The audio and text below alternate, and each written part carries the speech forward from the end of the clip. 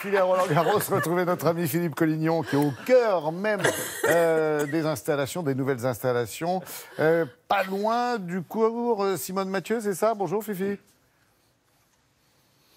Bonjour Laurent, juste à côté du cours Mathieu, juste à côté, voilà hier où Nadal a tapé quelques balles. Alors effectivement c'est de la balle ici aussi pour faire un genou facile. Excellent. En tout cas c'est un projet unique Laurent au monde qui intègre plus de 1000 espèces végétales autour d'un court de tennis déjà semi-enterré, on le voit encore ici, de 5000 places, vraiment un lieu, un écrin. Fabuleux. Voilà, c'est vraiment un écrin vert autour de ce court de tennis. Un lieu déjà unique qui est déjà labellisé, évidemment. Le jardin est déjà peuplé de serres remarquables et historiques de Jean-Camille Formigé, architecte du siècle dernier, et de ces 6 nouvelles serres contemporaines, Laurent, conçues par l'architecte Marc Mimram, mariage réussi. Donc, nous sommes toujours, Philippe, dans les serres d'Auteuil, célèbres serres d'Auteuil, mais nouvelle version, hein, comme les cours de Roland-Garros.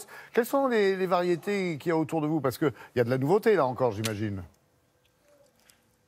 Il y a de la nouveauté. Déjà, il faut rendre hommage à tous les acteurs de la ville et des agents paysagers et botanistes de ce lieu qui nous permettent de découvrir 4 biotopes différents ici, avec 4 continents différents. Ils ont planté plus de 1000 plantes composées de 500 espèces spectaculaires et souvent très rares. Et vous êtes où, vous? Sur quel continent? Attention, la branche. Alors, sauter de continent en continent, ça paraît un peu long ici parce qu'il faut encore 30 minutes à 1 heure pour faire le tour de tous ces continents. Et pour faire court, on a choisi l'Asie. Alors, on remarque ici la richesse et la biodiversité qui composent bien sûr l'Asie du Sud-Est, des variétés tropicales asiatiques. On trouve des plantes à thé, des arbustes, des fougères et différentes grimpantes et orchidées. Ce qui veut dire, Philippe, j'imagine qu'il y a beaucoup plus de variétés qu'il n'y en avait auparavant.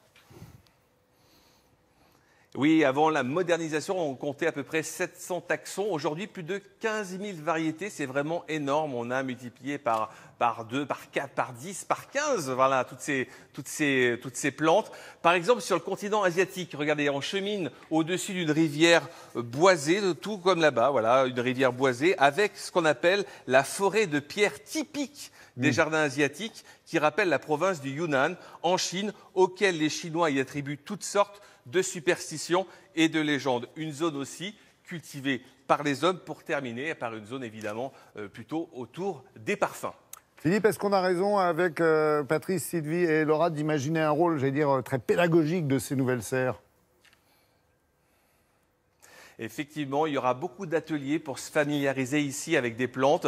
Ça sera installé cette fois-ci en permanence. C'est-à-dire que tous les jours, on va pouvoir découvrir justement des variétés et regarder cette petite table qui sera là en permanence chaque jour. Parce qu'il faut se dire que le lieu n'est pas encore ouvert, hein. Ça sera ouvert après Roland-Garros, après la fin de Roland-Garros. Donc là, pour l'instant, on a vraiment l'avant-première ici dans ces serres. Alors regardez, on va pouvoir découvrir par exemple le clou de girofle, la cardamome, on va pouvoir découvrir aussi la cannelle, voilà, tous ces parfums que l'on va pouvoir bien sûr déguster, effleurer des narines, voilà, le jasmin absolu. Donc tous ces parfums qui constituent la forêt asiatique, la forêt tropicale. Mais également, on va découvrir des plantes potagères ici, regardez comme le pak choi. Le pak choi, c'est un chou qui est très utilisé en Asie. Ou aussi le konjac. Le konjac, je ne sais pas si vous connaissez, Laurent, c'est une sorte de pâte qui est fabriquée grâce à cette plante-ci et qui est une plante qui est très utilisée au Japon, très pauvre en calories. Et voilà à quoi ça ressemble. Et puis, regardez, cette plante-là, ça vous dit rien, cette plante-là?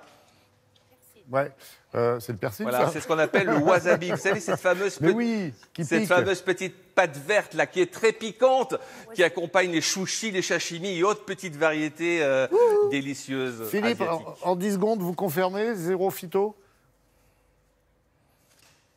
Zéro phyto, évidemment, parce qu'ici, tout est écologique. On utilise les prédateurs naturels, des pucerons et des cochenilles. C'est disséminé ici et là. Voilà, des petites guêpes qui vont piquer, justement, ces insectes piqueurs-suceurs. Donc, vraiment, zéro phyto ici, aux serres d'Auteuil. Merci Philippe, à vous et à toute l'équipe de Télématin qui nous a permis d'être à Roland-Garros en direct ce mardi 28. Restez à l'abri, il ne va pas faire beau aujourd'hui.